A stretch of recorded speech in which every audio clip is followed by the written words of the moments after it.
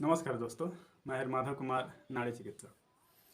Constipation दुनिया का लगभग में 60 से 70% आदमी जो है कंस्टिपेशन से पीड़ित है और दुनिया की लगभग में 90% बीमारियों का जो मूल है वह कंस्टिपेशन है। कंस्टिपेशन क्या है? कंस्टिपेशन का सीधा मतलब होता है कि वह कोई भी व्यक्ति जो जब शौच करने जाता है, सुबह में पहला शौच करने जाता है, अगर उस टाइम पे उसका पेट एक बार में साफ नहीं होता है या शौच करने में उसे 5 मिनट या 3 मिनट या 5 मिनट से अधिक का समय लग रहा है, तो इसका मतलब उसको कंस्टिपेशन है। आपको यह बात जानकर हैरानी होगा कि शौच त्याग करने में मूत्र त्याग करने से कम समय लगना चाहिए। आपकी आंतें जो है उससे तेज़ी में खाली हो जानी चाहिए, तब समझिए कि आपको कंस्टिपेशन नहीं है, अन्यथा आपको कंस्टिपेशन है। ऐसे बहुत सारे लोग मिलते हैं जो कि जाते हैं, जब बाथरूम में जाते हैं तो घंटों घंटों तक बैठे रहते हैं, ऐसा लगता है कि जैसे वहाँ पे कोई काम कर रहे हैं। दरअसल में उनको यह बात समझ में ही नहीं आता है कि उनको कंस्टिपेशन है। कंस्टिपेशन का एक और निशानी है, अगर आप 2 या 2 बार से अधिक बार शौच जा रहे हैं तो आपको कंस्टिपेशन है। कंस्टिपेशन से अनेकों प्रकार के रोग होते हैं, जैसे कि आप सबसे पहला बवासीर हो गया, किसी प्रकार के बवासीर हो उसमें आपको कंस्टिपेशन का असर ज़रूर होता है। दूसरा हो गया दर्द, अनेकों प्रकार के दर्द ऐसे होते हैं जिसका सीधा कनेक्शन जो होता है कंस्टिपेशन के कारण होता है। जब आंतों में शौच पड़ा रहता है तो क्या होता है, उसमें सड़न होने लगता है, मल सड़ने लगता है, तो उसमें से अनेकों प्रकार की गैसें निकलने लगती है। वह गैसें जो होती हैं आपके शरीर में नस नाड़ियों के माध्यम से पहुंचने लगती है, जिसके कारण आपको सर में दर्द भी होने लगता है, आंखों से कम दिखाई देना, कम उम्र में बालों का सफ़ेद होना, आदि आदि अनेकों अनेकों प्रकार की बीमारियां होने लगती हैं। तो आप अपने आंतों में मल को सड़ने से रोकिए। बहुत सारे लोग मिलते हैं जो बताते हैं कि उनका मल साफ नहीं होता है, और हमने देखा है और प्रयोग किया है कि जिन व्यक्तियों का मल एक बार में फ्रेश नहीं होता था या बाथरूम में जब वे जाते थे तो 20 मिनट या 20 मिनट से अधिक, आधा आधा घंटा, एक एक घंटा कोई कोई व्यक्ति बैठा रहता था। जब कोई इस प्रकार से व्यक्ति मिलता था कि उसको एक दिन शौच ही नहीं होता था, दूसरे दिन उसको शौच आता था, वो भी बहुत कम मात्रा में, जितना अनुपात में वो खाता था उतना अनुपात में उसको शौच नहीं आता था, मल त्याग नहीं कर पाता था।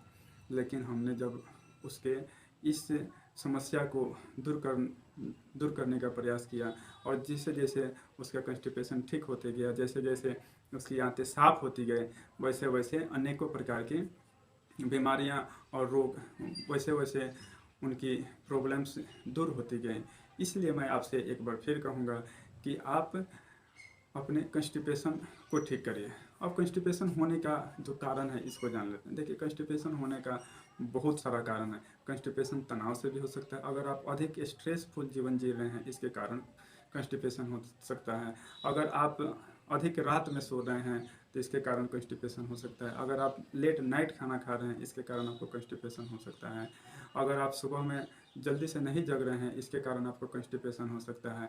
अगर आपका कोई रूटीन नहीं है, न रात में सोने का न सुबह जगने का, इसके कारण आपको कंस्टिपेशन हो सकता है।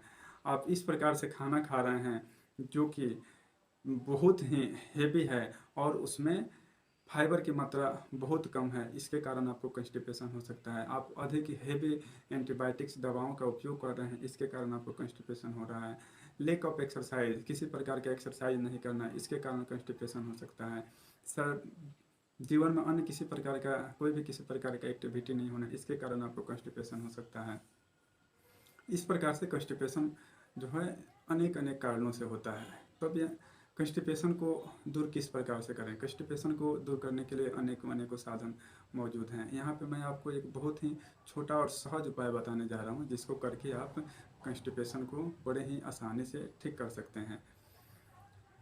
आपको करना क्या है, आपको अरंडी का तेल लाना है। अरंडी का तेल बहुत सारे कंपनियों का आता है, किसी ब्रांड का एक ले लेना है जो कि शुद्ध हो, फ्रेश हो, और रात्रि में 5 से 10 ml 5 से 10 ml तेल जो है उसको पी लेना है, और उसके ऊपर से 1 कप गुनगुना पानी पीना है। यह कब करना है, तो रात्रि का खाना खाने के कम से कम 1 घंटा बाद आपको करना है।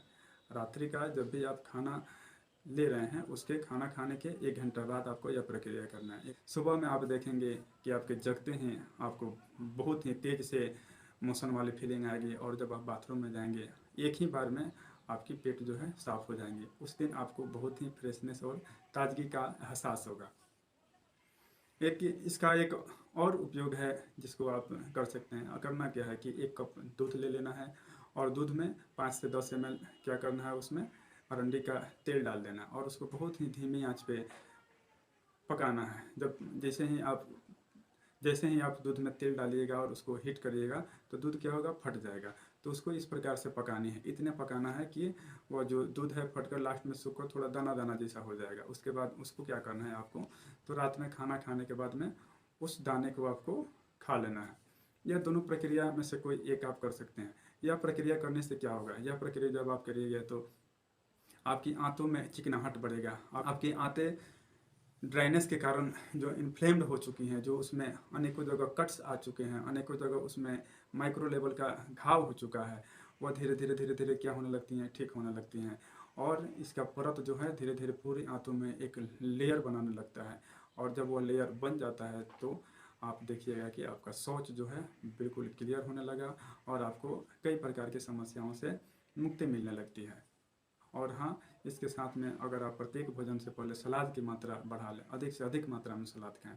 प्रत्येक भोजन से पहले सलाद खाना है। इस प्रकार से नहीं करना है कि पहले भोजन खा लिए फिर सलाद, और या भोजन और सलाद दोनों मिला के खा रहे हैं। पहले सलाद, पहले पेट में जो है फाइबर जाना चाहिए, उसके बाद में आप भोजन करिए। यानी कि हम अधिक से अधिक मात्रा में फाइबर का उपयोग करिए, जिसमें अधिक से अधिक फाइबर हो, जैसे कि फल हो गए, उसके बाद में हरी कंची सब्जियाँ हो गई। बहुत सारे चीज़ों में फाइबर काफ़ी मात्रा में पाए जाते हैं। इससे आपका कॉन्स्टिपेशन जो है निश्चित रूप से ठीक होगा।